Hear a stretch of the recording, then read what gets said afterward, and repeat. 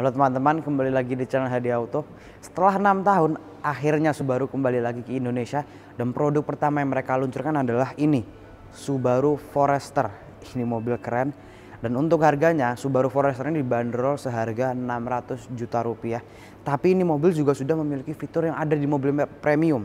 Seperti ini mobil sudah dilengkapi dengan Subaru EyeSight. Di dalam EyeSight itu ada Adaptive Cruise Control, ada Lane Keep Assist, Lane Departure Warning, serta juga Blind Spot Assist. Tapi itu tergantung dari tipe Forester yang kita pilih. Karena ada dua tipe untuk Forester. Ada yang tipe paling rendahnya yang basic, ada yang tipe paling tinggi seperti di sebelahku ini yang sudah dilengkapi dengan Subaru EyeSight. Tapi dua-duanya itu sama-sama menggunakan mesin yang sama dan juga sudah all-wheel drive juga.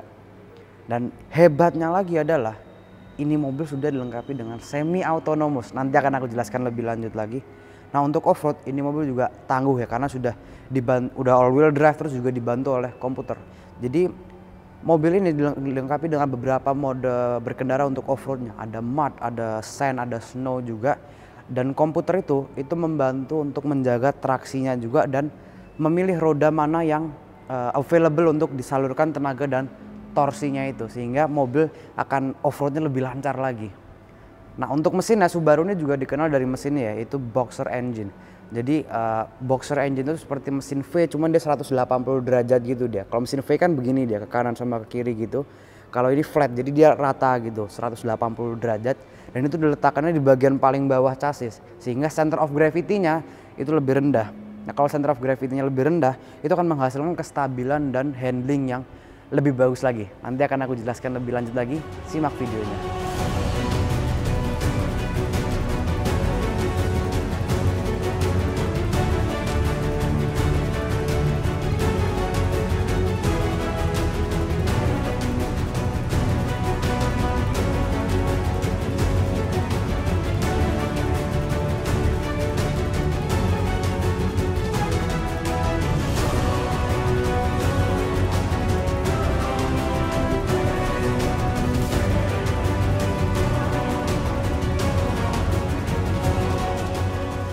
Seperti biasa, sebelum aku start ada satu pesan yang ingin aku sampaikan dan semoga bermanfaat untuk kita semua.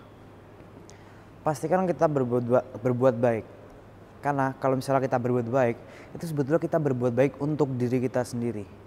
Jadi seperti yang kita pernah dengar ya, apa yang kita tanam, itulah yang akan kita tuai. Oke, sip. Sekarang kita start review mobil ini. Forester itu sudah melewati 5 generasi.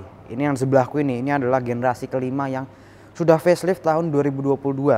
Nah, generasi pertamanya itu diluncurkan tahun 1998 dan modelnya itu banyak sekali orang yang suka hingga sekarang karena desainnya yang gagah juga. Dan sebelahku ini dia juga gagah, ini grill berwarna hitam seperti ini yang besar juga, ada chrome-nya. Logo Subaru di tengah digunakan juga sebagai radar, di atas juga kamera. Itu untuk fitur Subaru EyeSight. Jadi ini dalam fitur Subaru EyeSight itu ada adaptive cruise control yang bisa menjaga jarak antara mobilnya dengan mobil di depannya juga. Lane Keep Assist itu untuk menjaga supaya mobilnya tidak keluar dari lajurnya juga. Lane Departure Warning serta juga ada Blind Spot Assist. Nah, seperti aku bilang di awal, hebatnya adalah ini mobil sudah dilengkapi juga dengan semi autonomous. Jadi gabungan antara dua fitur, gabungan antara fitur Adaptive Cruise Control dan Lane Keep Assist. Jadi sementara Adaptive Cruise Controlnya itu sudah stop and go juga ya. Sementara Adaptive Cruise Control menjaga jarak antara mobil ini dengan mobil di depannya, Lane Keep Assist itu menjaga supaya itu tidak keluar dari lajurnya itu. Jadi jadilah semi autonomous itu keren banget. Dan setir itu kalau misalnya kita nyalakan semi autonomous, setir kita harus pegang setiap beberapa detik sekali atau 1 menit sekali kalau nggak salah, itu harus kita pegang untuk memberitahu komputer bahwa kita tetap ada di situ juga. Karena kita lihat di depan sini juga ada kamera, di samping kiri ada kamera, di belakang juga ada kamera, tapi di kanan ada kamera. Jadi ini bukan untuk kamera 360. Kamera di depan ini untuk melihat kondisi jalan di depan pada saat kita off-road. Kamera di kiri itu untuk melihat sisi kiri bagian depan. Nah, kamera di bagian belakang itu untuk kamera mundur udah pastinya ya. Jadi mobil ini belum dilengkapi sama kamera 360, lampu sudah LED juga.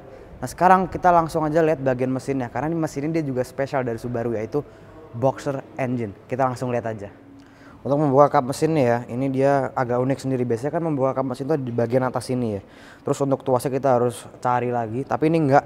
Ini membukanya dia setengah grill seperti ini, logonya dia ikut naik, dan tuasnya langsung ada di bagian depan sini, jadi lebih gampang.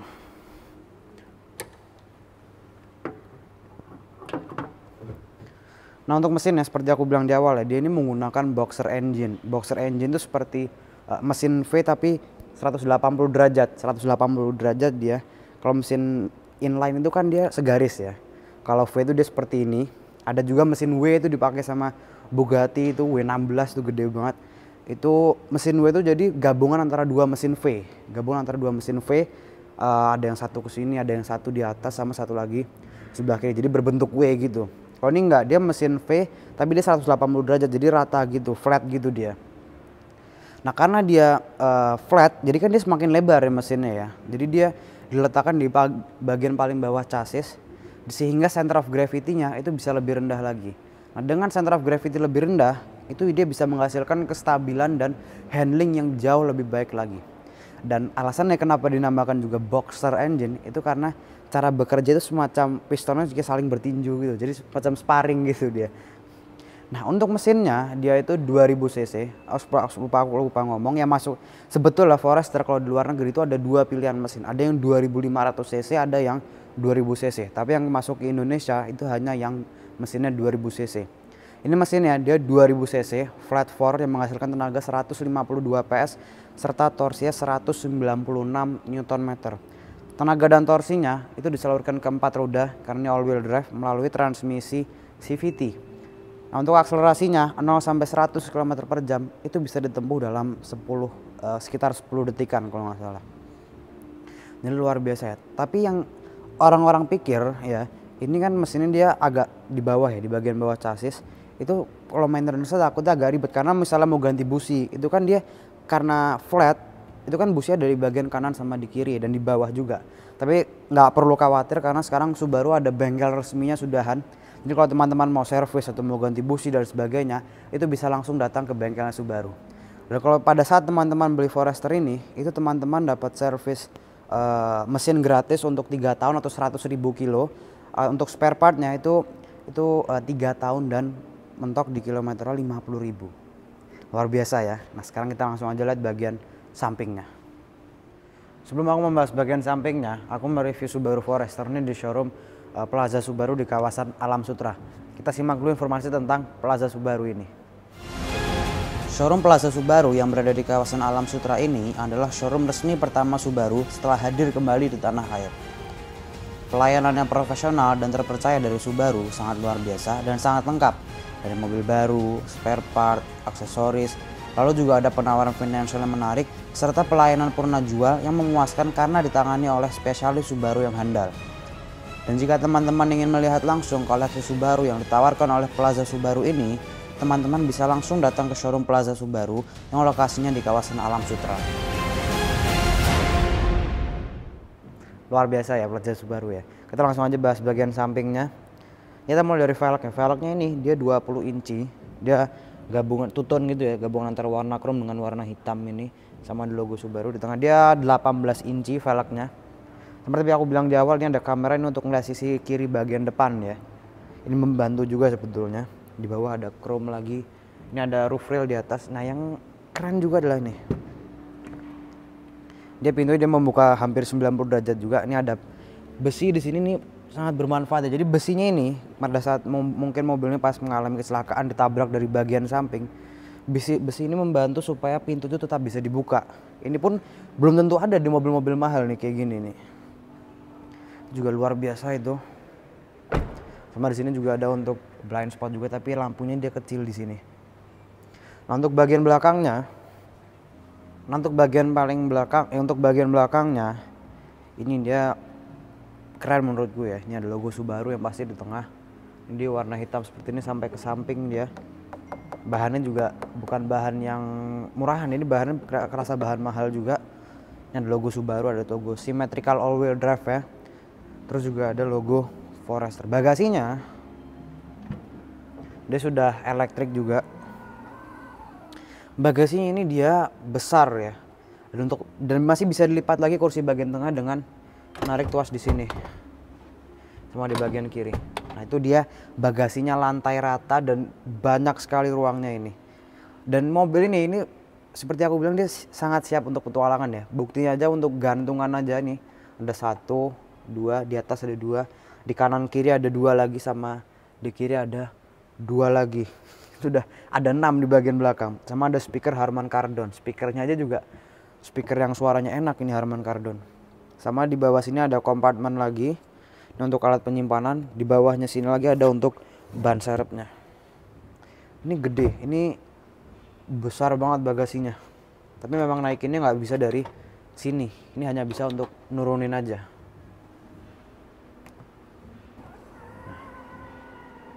Nutupnya pun dia juga elektriknya cepet deh, nggak lama. Nah sekarang kita langsung aja lihat bagian dalamnya. Kursi bagian belakang ini dia bukan 7-seater, dia hanya 5-seater aja ini. Ini untuk kursi bagian belakangnya dia enak, tempat duduknya enak. Cuman untuk sandaran kepala dia memang agak keras ini, agak keras. Tinggiku 179 cm, ini sisa headroomnya dia masih banyak, lumayan banyak. Sisa legroomnya dia juga banyak. Ini posisi berkendara aku udah aku pasin tadi. Ini juga kita bisa lihat seat pocketnya dia ada 2 level ini. Yang bawah ada untuk mungkin untuk naruh tablet, di sini ada yang naruh handphone, di sini bisa naruh buku mungkin juga. Di tengah sini ini ada untuk USB. Dia membuka seperti ini ya, bukan yang kayak membuka tutup gitu, enggak. Dia membuka seperti ini, ada 2 colokan USB. Karena di mobil ini belum ada colokan USB-C sama sekali, masih menggunakan USB biasa. Di tengah ini ada armrest. Armrestnya dia empuk banget ini. Cuman dia cup holder di bagian tengah sini ya. Jadi kalau misalnya kita meletakkan minuman, itu kita senderinnya kita nggak bisa full tangan kita ke sini. Jadi hanya setengahnya aja. Tapi kalau nggak ada minuman ya kita bisa full sebetulnya. Ini di pintu dia di bagian sini dia soft touch, di sini dia hard case di sini. Ini tapi soft touch juga di sini. Speaker dia Harman Kardon juga. Jadi suara sudah pasti enak juga dia. Enak bagian belakangnya. Kita langsung aja lihat bagian paling depannya. Jadi untuk yang review bagian dalamnya, karena yang di dalam showroom itu masih belum diaktifkan untuk multimedianya, jadi kita dibolehin pakai review yang bagian dalam di unit test drive. Jadi kita nyalain dulu. Halusnya itu mesinnya itu dia halus banget. Nah, ini untuk posisi berkendara dia nyaman. Ya dia nyaman, kursinya empuk, bisa diatur pula secara elektrik dia, maju mundurnya, terus naik turun. Jadi betul-betul customizable banget ini. Ini bisa pas banget deh dia. Pengaturan setirnya aja dia bisa tilt dan teleskopik. Teleskopiknya sendiri dia juga lumayan jauh. Jadi dia bisa, nah ini bisa pas banget itu. Nah di setirnya sendiri tombolnya dia banyak. Yang bagian kanan itu ada untuk adaptive cruise controlnya serta untuk lane keep assist-nya. Jadi untuk fitur eyesight-nya itu ada dari sebelah kanan sini. Di sini ini ada untuk mengatur ke multimedia, ada untuk volume, source, untuk telepon, untuk voice command juga. Nah, yang lebih enak lagi adalah MID dia bukan di tengah sini. MID dia ada di bagian tengah sini. Jadi kita bisa lihat ini misalnya jadi ini ada drivetrain ini kelihatan dia di sini. Jadi kalau misalnya kita belokin roda gini, nah itu dia kelihatan tuh pas lagi belok gitu, seberapa beloknya dia kelihatan. Terus kalau kita pencet info dia akan ganti lagi nanti. Untuk oil temperaturnya dia ada juga, untuk navigasi, untuk radio, terus juga untuk bensin ini sisa range-nya berapa, terus juga seberapa irit mobilnya, berapa liter per 100 kilo atau berapa liter per kilo. Terus juga untuk hari, tanggalan, sama ada untuk info tentang mobil, untuk fitur eyesight-nya, untuk blind spot-nya, untuk cruise control-nya dan sebagainya. Jadi lengkap dia. Yang aku bilang kamera di samping itu, ini kita bisa lihat dari sini. Nah ini kameranya. Ini ada untuk kamera belakang, untuk kamera mundur juga. Itu untuk kamera untuk melihat sisi kiri bagian depan. Jadi kita belokin roda itu dia kelihatan dari sini juga. Kalau kita pencet sekali lagi, itu untuk ngelihat bagian depan. Jadi pada saat kita off-road ini sangat bermanfaat sekali kamera depannya ya. Kita bisa ngeliat dari sini juga. Nah ini balik lagi kalau dipencet lagi. Ini di bagian tengah ini ada yang namanya X mode. Jadi X mode ini untuk off-road. Jadi ada untuk snow, ada untuk dirt juga, ada mud untuk lumpur. Kalau misalnya kita tekan itu dia balik ke mode normal lagi. Di sini ada untuk auto hold, ada untuk parking brake elektrik juga. Di bagian tengah ada kompartemen, ada untuk tempat meletakkan koin juga. Nah ini bisa kita lepas gini dia ya. Ini mungkin untuk meletakkan uang, di sini untuk meletakkan koin-koin juga. Kompartemen sendiri dia juga cukup dalam ini. Nah, Ini membukanya dia juga, kalau misalnya kita lepas dia nggak kebanting dan juga bukanya enak dia. Di sini ada kompartemen lagi, dia soft opening juga. Ini dia ya lumayan besar dia. Di sini dia soft touch ya. Bahan-bahannya ini bahan-bahan soft touch. Di atas sini juga, di sini dia hard case juga. Jadi memang banyak sekali tombol. Jadi mobil ini sudah betul-betul siap untuk off-road karena fitur-fitur off-roadnya dia juga banyak.